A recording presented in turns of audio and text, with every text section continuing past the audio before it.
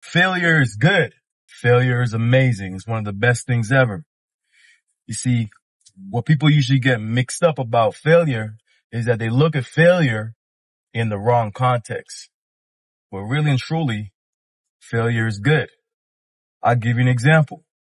When you work out, they always tell you to work the muscle until failure. The reason why they tell you that is because when you work the muscle to failure, that's when you do the maximum damage to the muscle, forcing it to repair itself.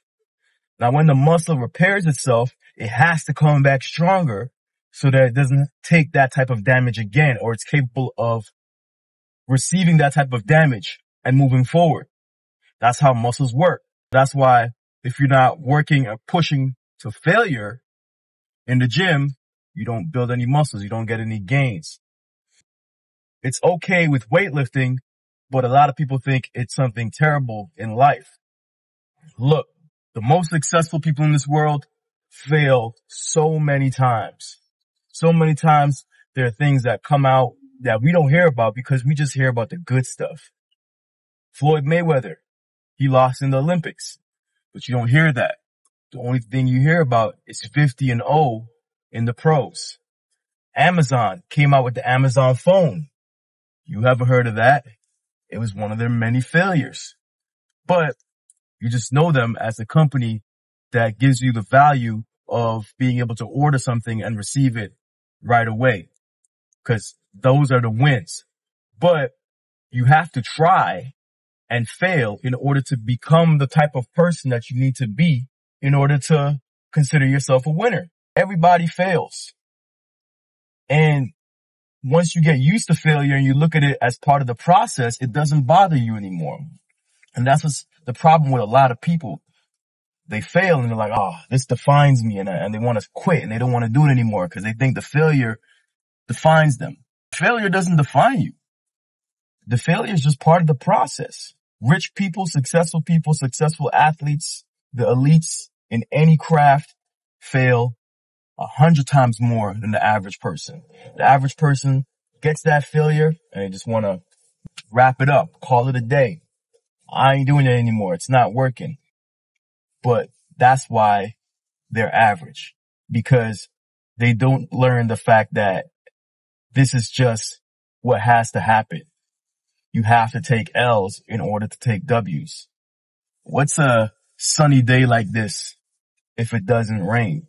It's just the law of polarity in action. You have to take wins and you have to take losses, right? And those failures are actually what really defines you, because when you do run into a failure, how you react to that failure, what you do after that failure is what really defines you and decides whether or not you deserve to be successful. Me, I failed at 1,000,000 businesses. I must have tried 18 businesses before my first one became successful. And that's just the game. Now I look forward to it. There's a saying among successful people is that you want to fail fast and fail often because they get it. They understand it. They know the secret. Fail fast. You don't spend years failing on something. Fail on it quickly so that you could learn and make the adjustments. Don't let failure hold you back. Don't let failure slow you down. Embrace it. You gotta love it. I was listening to the homie, Alex Hermosi, and he was saying that you should look for 100 no's when you're trying to make a sale. Just aim for 100 no's. When you invert it, when you take the failure and you start to look forward to it, you're like, all right, I'm about to take this L today. You get excited about your failures. Then it's not even a problem anymore. The only thing is how it's positioned in your mind currently. In your mind currently, it's a bad thing. But if you could take it, you could switch it around and say, you know what? Failure is good. And we could use that gym example for validation. Then all of a sudden, your whole perspective changes. And now you look forward to it. And now you know that it is a necessary evil in order to become successful. Man, today I was at the gym busting my ass. every single set, I couldn't even lift it anymore. My arms weren't able to move anymore. I made crazy faces and I struggled to get that weight up, and then that was it. I pushed until I couldn't push anymore.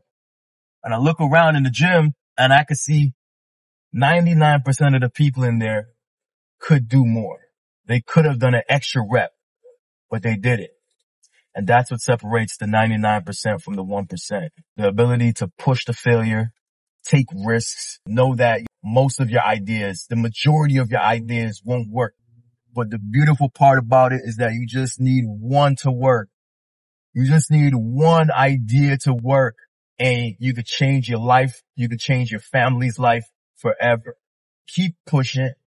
Keep trying those new ideas. Don't let anybody get in your head or tell you what you can and you cannot do. Don't let them program you. You program yourself, and you push until failure. Thank you for watching. I hope this was valuable, and I'll catch you in the next one. Peace.